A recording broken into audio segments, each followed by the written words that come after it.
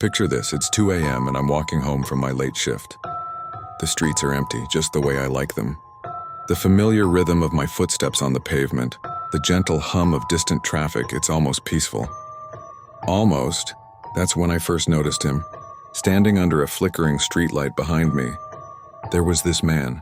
But it wasn't just any man, he was unsmiling. Not your friendly, passing stranger kind of smile. This was different. His grin stretched unnaturally wide across his face, showing too many teeth like a carnival mask frozen in place. I picked up my pace, trying to convince myself I was being paranoid. But every time I glanced back, he was there, maintaining the same distance, that terrible smile, never wavering. And then he started dancing. Not normal dancing.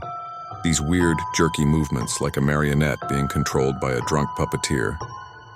His arms and legs would twist at impossible angles, but that smile never changed. My heart was pounding now. I turned down my street, practically running. But he matched my pace perfectly, still dancing, still smiling. The worst part, he never took his eyes off me. Not once. Even when his head was tilted at those impossible angles, those eyes remained locked on mine. I fumbled with my keys at my front door, my hands shaking so badly I could barely get them in the lock. And there he was at the end of my driveway, still performing his grotesque dance. The streetlight above him flickered, and in that split second of darkness, he moved.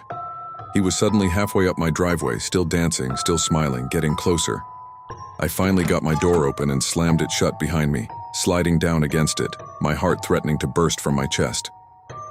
Through the window, I could see him standing there, perfectly still now. And then slowly he raised his hand and waved, just waved, like we were old friends saying goodbye after a pleasant evening. The next morning, I convinced myself it was just my imagination running wild.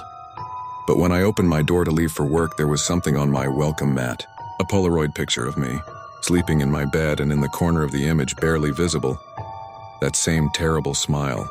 To this day, I never walk home alone at night, because sometimes when I look out my window after dark, I see him,